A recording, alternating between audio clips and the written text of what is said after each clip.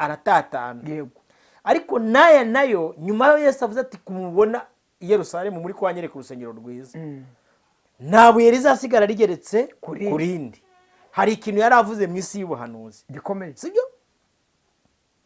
Uyu munsi ikitwa abayahudi, ikitwa abayuda, bari mwibanga kurusha. Uri kumva uko abantu batekereza ko abari i Yerusalemu y'uyu munsi na za Tel Aviv ari abayahudi nyakuri, nyamara bamwe barakuwe muri Ukraine, abandi bagakurwa muri Ethiopia, abandi bagakurwa mu Burayi bwose bugiye butatanye. Saga ari cyo nje kwigisha. Noneho hari inyigisho cyangwa se itsinda ry'abantu b'i Babuloni, uri kumva, ni itsinda ry'abantu b'i Yudaya bigisha inyigisho zo mu isezerano rya kera, uri kumva, ariko bakarigorekesha kugoreka ijambo ry'Imana. Kafate nk'urugero rwa hafi, yarakoze tubize niba bitwaye ubuze bazi niyo biri, nyamara icyo gihe babitsaho ingesi n'inyenzi zitagira gute zitagera. Hakaba hari umuntu basuye mu nzu y'imbohe, hakaba hari umwana w'ifugi bishuri ishuri, hakaba hari umuntu wari urwaye kwa muganga bakamusura. Ahangaha kuri Herumoni niho abera bafata, naho abandi bari kubafatisha ngo imisozi y'ubuvuzi. Muravura iki se imiryango? Imisozi y'umusozi abera bahagararaho witwa guki? Herumoni. Herumoni. Nibyo igiciro gikomeye. Yego. Imana ishimwe. Imisozi aha niho waba ubugingo pastor, kuko Yesu yaravuze ngo umunsi w'amateka azabwira abantu ngo nimuze mwebwe abo data yahaye iki umugisha, mwicare muraganwa ubwami n'abera bose bagenewe guhera kera guhabwa ingororano z'ab'isi. Haleluya.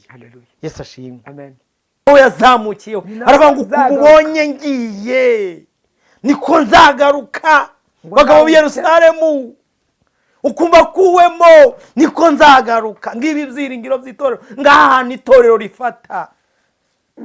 Siri kubabuza kuhiringira ngo muri kwitera ubwoba, ariko ibyiringiro by'itorero bihanze amaso Siyoni, bihanze amaso Elayono. Haleluya.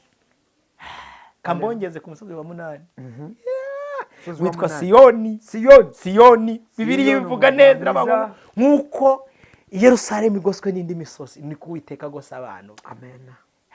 Uyu ni umusozi itorero ryose rihanze amaso. Haleluya. Wa mutwaro wakuweho yakwetuye akawukurwaho neza. Ahangaha niho umuntu agera yamaze gukwetura inkweto. Haleluya. Agatangira kuvugana n'Imana mu bumana, kuko ntago abakiriwe ahubwo abari Kristo uri muri we. Yego. Uyu ni umusozi wa kabiri abizera bakwiye gufata. Ahangaha umuntu ayahageze ahabonera abagabo batatu. Ayiwe ngo mukristo yarahageze pastor, byageze gute? Ufite amakuru ye? Mukristo yarahageze, mwakimara kuhagera bamubwira ati ngwino tugukureho umutwaro. Akurwaho umutwaro. Yego. Icya kabiri, yego, akurwamo imyenda y'ubushwambaga, amyamburwa ngaha imyambaro idaraje y'igiciro yererana. Reka ngusuze wowe uhanatwe umunsi kundi gwifurize umugisha w'Imana, amahoro n'amahirwe tugakuri Nyagasani umwami Imana. Uri kumwe na Pastor Shimimana Jean Marie Vianney inyuma ya kamera, ariko kandi imbere ya kamera turi kumwe n'umukozi w'Imana Robert. Amahoro y'Imana bane nawe kandi muhorane meze neza. Ndamahoro. Abona bambaye none umukara n'umweru. Harimo n'ubururu, ariko harimo n'ubururu da. Je nago fana wowe nago uri umufana ndabizi. Uri umufana wa Kristo. Abantu tazabyumva wowe. Ni ikipe ya Kristo. Anda iteka ryose fana ikipe itsinda. Ikipe itsinda ihora itsinda. Ihora itsinda. Yego. Robert tumeze ute? Ndashima Imana, ndamahoro meze neza. Nyagasani yakurinze neza. Ndabona ndinze n'umuryango tumeze neza. Imana ihimbazwe. Amen. Ndashaka ngo dutangiye dusenga. Yego. Tuze kuganira ku kiganiro kimwe uyu munsi ushaka kubaza. Ariko we bandusenge. Mbere yuko senga mpaye ikaze abantu badukurikiye. Hanyuma gahunda yo gusura abarwayi ni mu kuri 28. Umuntu yifuza gufatanya natwe araza kureba muri link section aho hasi muri comment. Ajoininga nyine dufatanye gukora umurimo w'Imana. Imana ibamugisha. Kadusenge. Tugushimiye ko turemeye umunsi mwiza ngo tuwishimiremo, izina ryawe nihabwe icyubahiro. Ubuntu bwawe n'urukundo rwawe rwinshi bibane natwe muri iki kiganiro, tugitangire tugisoze turi kumwe nawe, kandi ibyo twatuza akanwa kacu ntaba ari ibyacu ahubwo aba ari ibyawe, tukubera igikoresho wikorere mu izina rya Yesu Kristo. Amen. Amen. Amen. Amen. Imana igumugisha. Mbwire abantu kugira ngo mbere yo kumva ikiganiro bakore subscribe. Yego. Kabiri, komantere yawe nawe uze kwandikamo utubwire uko uza kubyumva. Yego. Icya gatatu, kora like muri kiganiro. Bo reka mbwire n'abandi bantu cyane cyane abantu baba mu bihugu byo hanze. Yego. Muri Amerika, muri Canada, muri Europe, no muri Aziya. Mu dusapotinge mukore ikitwa membership, mu joining membership. Yego, mu joining kubera izihe mpamvu. Bo inana AdSense tugira. Nazo. AdSense dufite impamvu tutazi. Ariko mu joining rero mu dusapotinge muri membership. Ushobora kwishyura amadolari 5. Ushobora kwishyura amadolari 10. Yego. Ushobora kwishyura amadolari 20. Yaterwa n'icyo Imana yabashize mu biganza byawe. Imana igumugisha. Hanyuma Robert, ikiganiro cyangwa kubaza, urabona hari abantu b'abapasitoro, b'abapotre, b'ababishop bakunda kwigisha, bakigisha ku misozi 7. Ati imisozi 7 yo kuzamuka Imana igiye kugukorera. Bakakwigisha imisozi ngahe 15, imisozi 4, sibyo? Uburyo bwo kwifata akabikubwira. Ndashaka ngo tuze kubihuza iri vuga butumwa turihuza n'igihe cya ba Daniyeli. Ese ibi bintu bishatse kuvuga iki? Bishatse gusobanura iki ku muntu wese ubyumva? Kuko abantu kenshi hagiye ushobora kuba bagena mu kintu kiri aho ngaho ariko batazi n'ibyo basenga ibyo ari byo. Yego. Urakoze, Imana igumugisha. Isi irimo urusobe rw'imyizerere igiye itandukanye. Yego. N'imyemerere. Hanyuma iyo myizerere n'imyemerere imwe ishingwa n'abantu n'ibitekerezo zabo bakabizana mu bandi, batwaye Bibiliya, uri kumva, ariko badatwaye ibiri muri Bibiliya. Yego. Sibyo? Batwaye Bibiliya ariko badatwaye ibiri muri Bibiliya. Yego. Byaba ari nka rya jambo rivuga se ngo bitwaza imifuka n'ibitabo ariko badatwaye agakiza. Yes. Okay. Noneho hanyuma imbaraga zabo babwira zikabemeza neza ko ibyo bari kuvuga bivuye ku Mana ariko bitavuye ku Mana, bivuye ahandi. Yes. Pastor, reka mbwira abantu badukurikiye, sibyo? Batwumve. Imana ntiyigeze yifuza ko hari umuntu warimbuka, sibyo? Ariko amahitamo y'abantu mu kurimbuka, benshi bahisemo kurimbuka ku buryo ugiye mu iherezo ry'abantu ukayibaza ngo nyereka umubare w'abazarimbuka, Imana yabakwereka ako kanya, sibyo? Abantu benshi bagereranya nka Yuda Iskariyoti, wabaye intumwa ya Yesu Kristo, uri kumva? Amahitamo yakamwemeza kurimbuka kandi Imana yashatse ko aba muzima. Yes. Sibyo?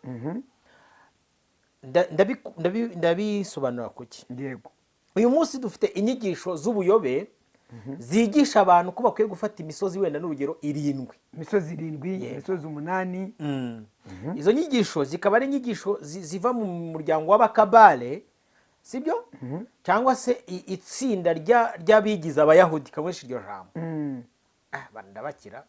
Ariko niko bimeze. Kuko nyuma yaho ubwami bw'abaromani busenyeye Yerusalemu, sibyo? Nyuma yaho na Babuloni isenye Yerusalemu, amoko 12 y'abana ba Yakobo, yego, yatataniye mu isi. Agera atatanira hunga.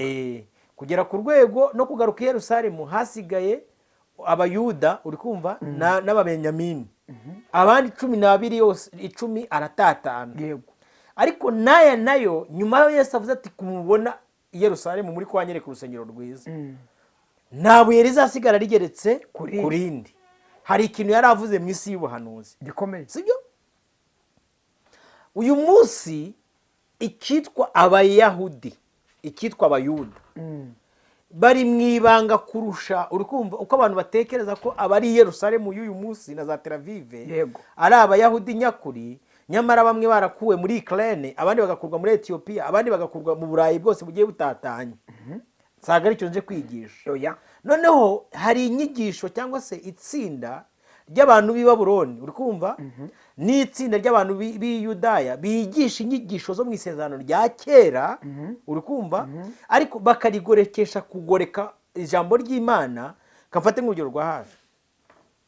nk'ubu bibiliya nta hantu yigeze yerekana ko abantu dukwiriye gufata imisozi, iyo misozi 7. yego iyo misozi 7 iyo bayigisha bigisha iyihe?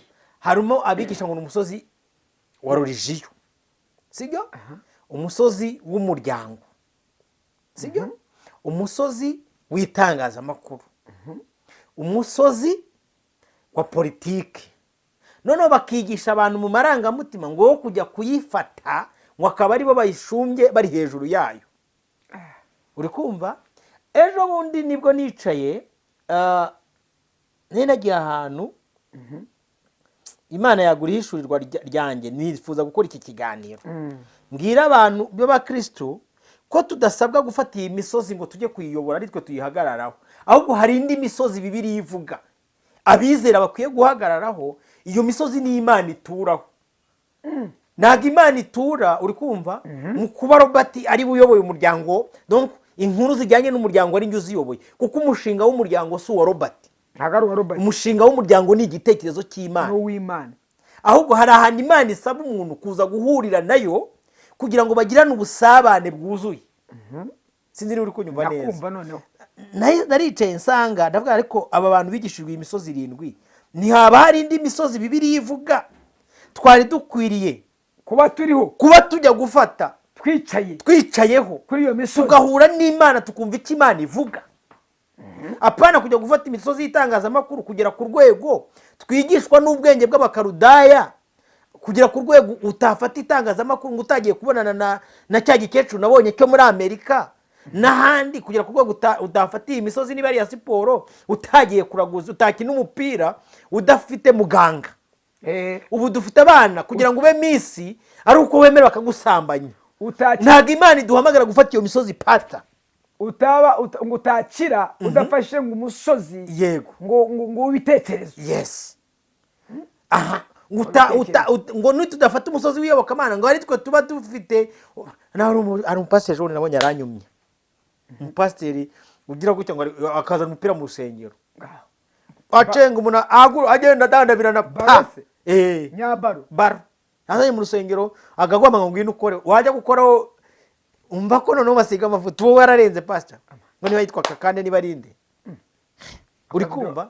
ntabwo Imana iduhamagara gufata iyi misozi yo kugera ku rwego tujya kuroga abantu bakajya guhwerera mu mapisine n'ibindi. Imana iduhamagara guhura nayo ku misozi ituraho, ahantu Imana itura. aha rero niyo nshaka kubwira abantu ko Imana ifite ahantu itura, ifite imisozi ituraho, atari ugupfa kugenda uko mwiboneye. Bibiliya iyo uyisomye hari imisozi 7 yerekana ahantu umuntu ashobora kujya akabonana n'Imana.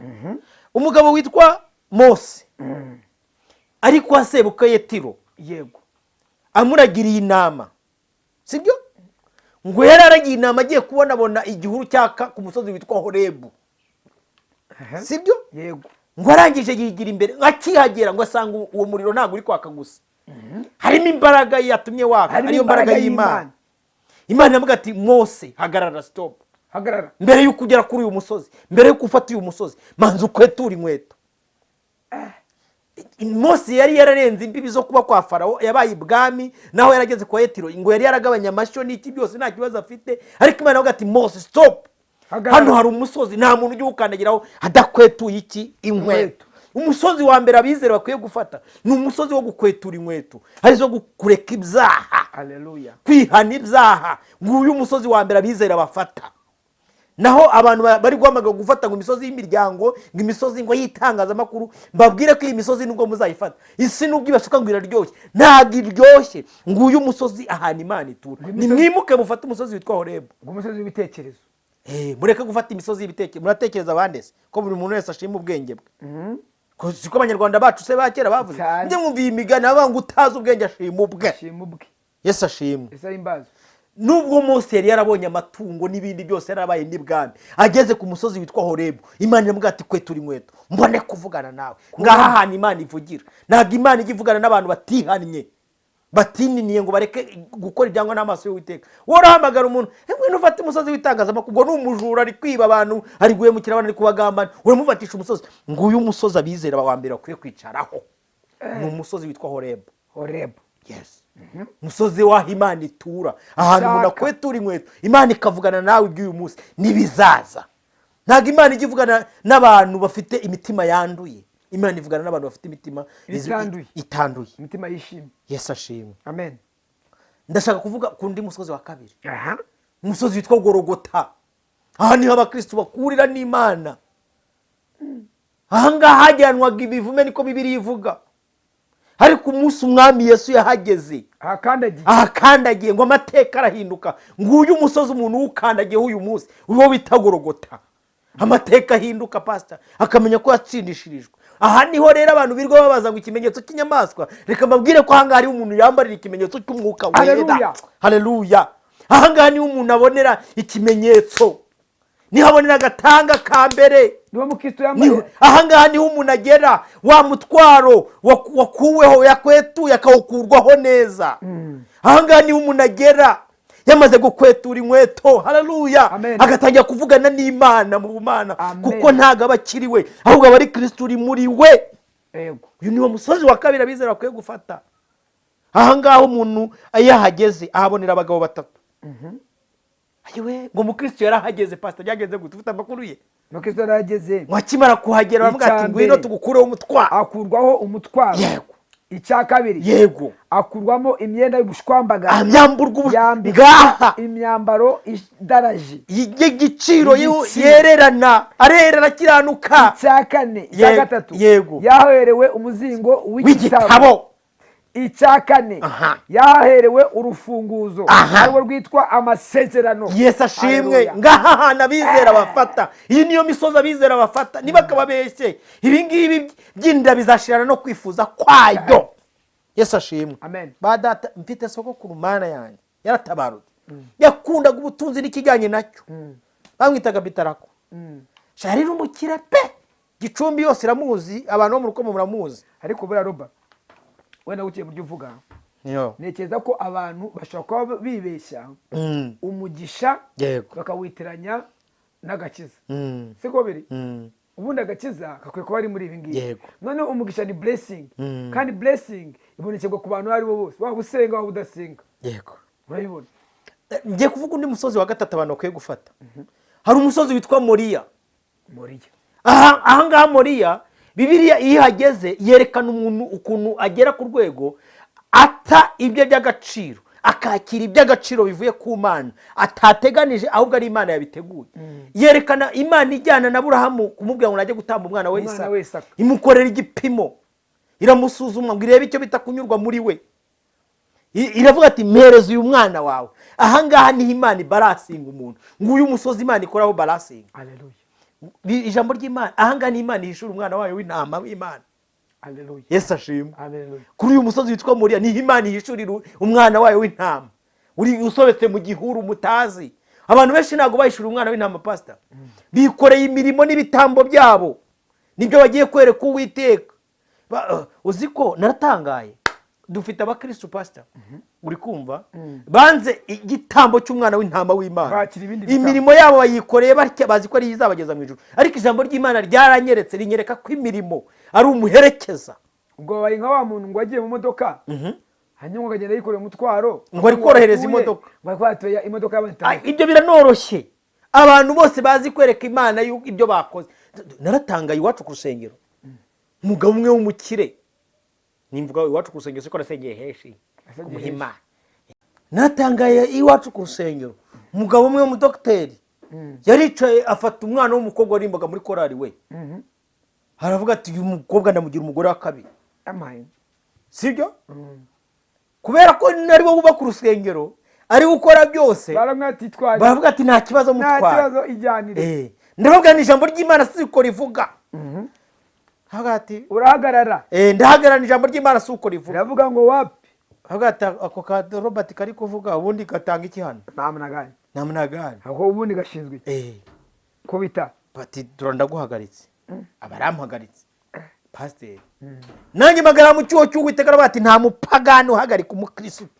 Nanjye ndabahagaritse. Mu izina rya Yesu. Baherukana hejuru cyane, wa musaza wacu yaraje aravuga hejuru cyane. Covid. Yesu ashimwe. Abapagani bahagarika bizera gute? Agozo. Uyu musozi witwa Moriya, Bibiliya iravuga ngo Aburahamu ahageze atinyuka yambura iby'agaciro byose, arangije Uwiteka amwereka igitambo. Ngaha hantu umuntu iyo ageze amaze kwicara atesha agaciro iyi misozi yanyu mwirwa mufatafata ngo muri kuyobora ngo imisozi ya politike n'iki byose, ahangaha iyo umaze kwiyambura agaciro k'ibyawe wakira igitambo kizima gishimwa. Ese ashimwe, ese himbazwa. kamabwira undi musozi Imana ituraho, pani imisozi yanyu ngo y'imitekano n'ibikindi. Katurebe Bibiliya ivuga ku musozi witwa Nayotirama. Uhaza amakuru ki pastor? Kuri uyu musozi uhazi iki? mazi Nayotirama. Umugabo witwa Sawuli ahangara umuntu Imana yindikishije ajya guhangara umuntu wicishwa n'amavuta, ngo atuma abahanuzi be n'ingabo ze n'abandi bose b'ingenza, aravuga ngo nimugende mujye kundebera Dawidi kuri uyu musozi, mumuhurutureyo cyangwa se mumwicireyo. agezeyo ingabo za ngo zikigereyo zitangira guhanura, iza kabiri ziraza zirahanura, iza gatatu zirahanura. Sawuli araza ariko ibimeze bite? kandi zahanuraga ubundi umuntu utuye kuri uyu musozi, haleluya, umuntu utuye kuri uyu musozi wa Nayotirama, uyu nguyu nta bwoba agira, ubutsinzi bwe buba buri muri Kristo Yesu, naho abanzi be bamurwaniriza niho Imana imunesherereza. Yesu ashimwe. Nguyu umusozi abizera bakwiye gufata. Basadura na Meshaki barawufashe bagera ku rwego babwira Nebukadineza, bagatako Nebukadineza, reka tukubwize ukuri, Imana yacu ibasha gukora ibiruta cyane ibyo utekereza n'ibyo wibwira, nk'uko imbaraga zayo ziri zikora muri twebwe. Ubu dushyize mu itanura ry'umuriro, naho utadukiza ibasha kudukiza, kandi naho itadukiza dufite ibyiringiro bifite ubugingo. Yesu ashimwe. Uyu musozi w'Inayotirama abantu benshi banga kuwujyaho, abantu benshi banga kuwujyaho. Wumvisha induru zavugije ngo z'ibimenyetso bya Antikristo, ariko reka mbabwire ku muntu utuye kuri Inayotirama, uyu nguyu Bibiliya imuvugaho, iravuga ngo uba mu rwihisho. Uyu mugabo wari uri Inayotirama niko yaravuze ngo uba mu rwihisho rwisumba byose, ahama mu gicucu cy'ishobora byose. Uyu ni wari utuye Inayotirama pastor. Uri kumva? Yarahagaze ashinga imizi ngo mbere yuko ajya gutura Nayotirama yigeze kugenda ajya gusura bene se, ngo agezeyo ku rugamba ngo asanga bari mu myobo. Ubu dufite abantu bagiye mu myobo banze guhamya. Naratangaye pastor, ndaza kugera ku musozi wa 8 cyangwa wa 7. Yesu ashimwe. Amen. Ngo asanze bari mu myobo, aravuga atari kubundi bimeze bita amakuru n'amateka yatubanjije yabanye n'abacu mu bashize, ntago muzi ibyo yakoze. Ngo atera uwitwa Dawidi, atera uwitwa Goliyati, avuga ati mva nkubwire, ngwino hano nkubwire, ngwino nkubwire, uri muri njyewe haruta uri mubiri. Yesu ashimwe. Amen. Nguyu umusozi abizera bakwiye gufata. Aha niho bahagarara noneho imbaraga zabo. Buriya pastor, abantu benshi ntabwo bajya basobanukirwa ko Umwuka Wera afite ubushobozi bwo gutsinda biza cyane. Ntabwo abantu benshi bajya babishobora, ariko iyo wamaze gufata umusozi wo gukwetura inkweto, ugafata umusozi wa Golgota ukawuhagararaho, ugahabwa icyo bita umuzingo w'igitabo, ugahabwa urufunguzo, ukamburwa imyambaro y'ubucabari, ukahabwa imbaraga zigukuraho ibyaha. Iyo ugeze hano rero ntabwo aba ari wowe uriho. Pawulo yawuhagazeho avuga amagambo meza akomeye, avuga ati ubu mundeba ndi Pawulo, sinjye uriho, ahubwo ni Kristo uri muri njye. Stefano ngo yawuhagazeho bamutera amabuye pastor, baramenagura, ahita agera ikirenge mu cya Kristo, ngo atajya kwerekwa. Aravuga ati mbonye abonye umwana w'intama w'Imana ahagurutse ari iburyo bwa se. Ngo Kristo ngo yahise avuga ati mbonye umuntu ugeze ikirenge mu cyane, ndamubonye. Uzi hano Stefano yagereye ikirenge mu cye, Yesu ari ku musaraba avuze ijambo ryiza rikomeye, aravuga ati Imana aba bantu babare kuko batazi icyo bagize gute bakora. Ngo bukeye bona na Stefano arabikoze, ngo bari kumutera amabuye, aravuga ati abantu ntago ibyo bari gukora babizi, ngo iyerekwa rirazamuka. Haleluya. Aravuga ati mbonye intebe y'umwana w'intama w'Imana. Haleluya. Hari igihe ubundi iyo umuntu ahagaze mu cyuho cyo guharanira icyubahiro cy'Imana, Bibiliya iravuga ngo Yesu arahaguruka ku ntebe y'icyubahiro akagukura ingofero cyane. Mana ishimwe. Yesu ashimwe. Amen. Haleluya. Abantu muze mbereke imisozi mufata. Yego. Yesu ashimwe. Tugeze ku musozi wa 5. Tugeze ku musozi wa 5. Uyu musozi bawita Herumoni. Uyu musozi uvugwaho amagambo meza ku mugabo witwa Aroni. Yaravuzwe ngo mbega ikuntu ari iby'agaciro keza ko abera basangira bakaba umwe, ngo bimeze nk'amavuta y'igiciro yasutswe kuri Aroni ngo agatemba. Kimwe mu bintu binaniye abantu banze guhagarara kuri uyu musozi wa Imana ikorera. Ubundi Bibiliya ivuga ku bizera ngo basangiraga ibyabo, nta mukene wabaga muri bo. Abantu bananiwe guhagarara kuri uyu musozi wa Herimoni ngo buzure umwuka wera. Urwaye afashwe, utennye afashwe, uwishwe n'inzara, buri wese ari kurunda, kandi murarunda ibizabora. Niba hari umuntu muri mwebwe ubabaye, umuvandimwe avukira gukura abandi, ngo uyu musozi itorero rifata pastor, uyu niwo musozi abera bahagararaho bagatabarana.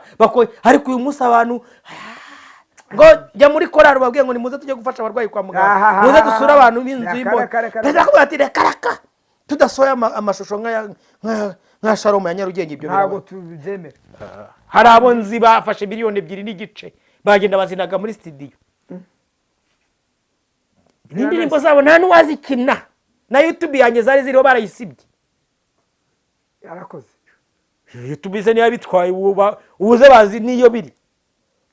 Nyamara icyo gihe babitsaho ingesi n'inyenzi zitagira gute zitagera. Hakaba hari umuntu basuye mu nzu y'imbohe, hakaba hari umwana w'ifugi bishuri ishuri, hakaba hari umuntu wari urwaye kwa muganga bakamusura. Ahangaha kuri Herimoni ni habera bafata, naho abandi bari kubafatisha ngo imisozi y'ubuvuzi. Muravura iki se imiryango?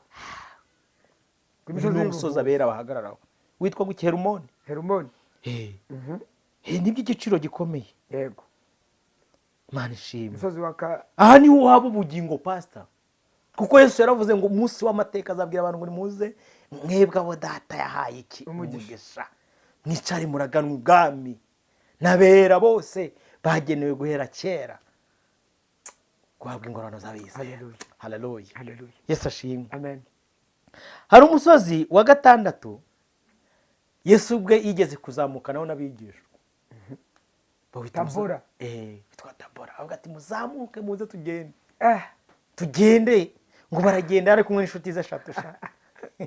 Iminsi 6 ishize Yesu ajyana Petero na Yohana na Yakobo bonyine. Ngo barazamuka bagezeyo, uri kumva ahangaha niwo musozi abera baca ingando pastor. Aha niho abera bacira ingando, wumva amakuru y'ijuru. Ngo baricara ngo umuntu witwa Mose na Eliya baramanuka, ngo Petero yuzura umwuka wera. N'ubwa mbere ari yuzuye umwuka wera mbere yuko ahamya Kristo.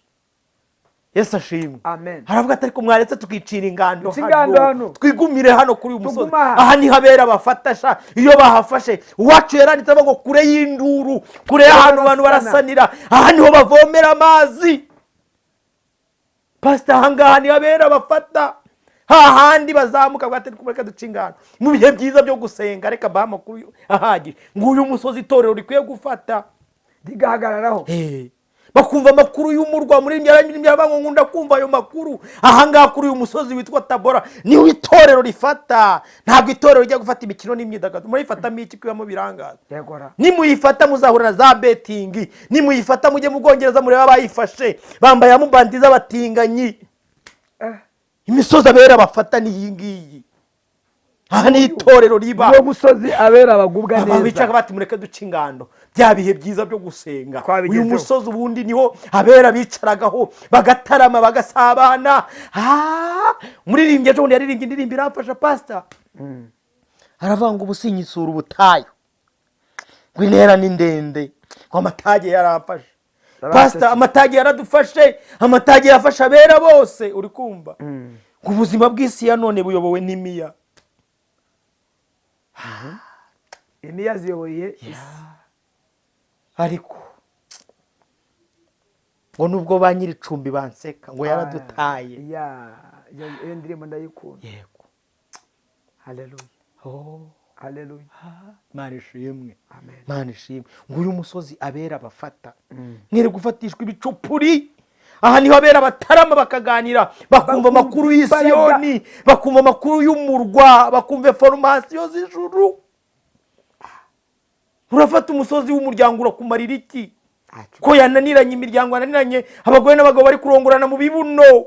urajya kwirirwa ujagata muri iyi miryango urafatamo iki ko divorce zigwiriye dore ahantu abera bafatira bakuzura isoko imigezi y'amazi y'ubugingo igatemba muri bo mwene abangaba baba bari kure y'induru kure y'abarasana aha niho bavomera abera. Haleluya.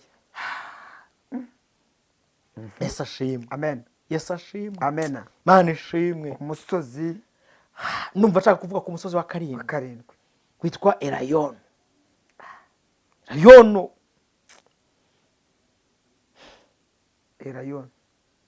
Uyu ni umusozi Bibiliya yerekana ko Yesu azagaruka. Umuntu azakandagiza ikirenge. Ni nawe yazamukiyeho. Aravuga ngo kumubonye ngiye niko nzagaruka. Bagabo b'i Yerusalemu ukumva kuwemo niko nzagaruka. Ngibi byiringiro by'itorero ngaha ni itorero rifata. Si kubabuza kuhiringira ngo muri kwitera ubwoba, ariko ibyiringiro by'itorero bihanze amaso Siyoni, bihanze amaso Elayono. Haleluya. Kambongeze ku musozi wa munani. Witwa Siyoni. Bibiliya ivuga neza iravuga nkuko Yerusalemu igoswe n'indi misozi niko Uwiteka agose abantu. Amen. Uyu ni umusozi itorero ryose rihanze amaso. Haleluya. Bivuga ngo umunsi umwami Yesu azakandagiza ikirenge Siyoni. Umwuka wo mu kanwa kuzarya abanzi b'Imana. Abafite ibyo byiringiro biboneza nk'uko yaboneye. Niko ijambo ry'Imana rivuga. Cyane. Nguyu umusozi abera bahanze amaso kugira ngo bazinjire muri Yerusalemu nshya. Yego. Mbonye yararirimbye aravuga ngo ibihe bizashika. Abantu bose bazibagirana. N'abami bazibagirana. Ibihe bizashika abami bahinduke. Abantu benshi bazibagira rya jambo ry'ifatiro z'isi. Mwibutsa abasigaye begere ya ntebe bitwaje intwaro zose z'ukuri tuzamuke wa musozi wera. Haleluya. Yesu ashimwe. Amen. Hari umugabo umwe w'inyarugenge yararirimbye yuzuye umwuka wera ako umupasiteri Imana izamumugisha pasiteri izamuha ijuru. Amen. Yaravuze ngo tumeze nka karungu mu mazi. Yego. Karungu mu mazi. Aravuga nk'uko imisozi igose Yerusalemu ngo niko Uwiteka agose abantu uhereye none ukageza iteka ryose. Icyama uyu munsi ugafata umusozi wo kwatura inkweto ugakwetura inkweto. Cyama uyu musozi ukajya ku musozi wa Golgota hahandi umwami Yesu yabambiwe ukavuga ngo nduhura imitwaro nyeza nk'urubura. Hari abantu baririmba, dufite abantu benshi bagenda baririmba izi ndirimbo batumva icyo zivuga cyane. Beshi. Umuririmbyi yararimbye avuga ngo nageze ku mwami Yesu abohora umutima wanjye. Ngeze ku mwami Yesu abohora umutima wanjye. Amen. Aravuga ngo umutima uraririmba kuko nabohowe rwose. Haleluya. Imana ishimwe. Amen. Ngiyi imisozi itorero rikwiye gufata pastor. Ngiyi imisozi itorero rikwiye kuba ririho. Iyi niyo misozi Imana ituraho. Aha niho Imana ivuganira n'abantu bayo. Mujye muririmba muhibuke aha niho Mana mvuganira nawe. Usanga barukore tugiye gufata imisozi y'ubuzima. Ubu umusozi wa politike niko murawufite urabamarira iki? Politike ko ari umukino w'ikinyoma. Uwufata gute? Urawufata ute? Ko ari ikinyoma politike. Ufata ute? Muze dufata umusozi w'imyidagaduro murawufata myidagaduro ugiye gukina umupira. Murawufata ugiye gukina igisoro. Uzawufata na Roki ujya kumanza kubaza neza abakuru. Ugiye gukina amakarita. Muze dufata umusozi wa economy. Murayifata mujye umugaba Bibiliya yavuze ku ifaranga iravanga umuntu umuzi w'ibibi byose. Ugira banke. Yego. Ndabashimiye. Robert. Urakoze cyane. Yego. Reka tubwire umukristo wese ngo niyongere yakire imbaraga z'Imana, yakire ubuntu bw'Imana no kumara kuwiteka kandi ikiganza cy'Imana cyonekeho. Shalom.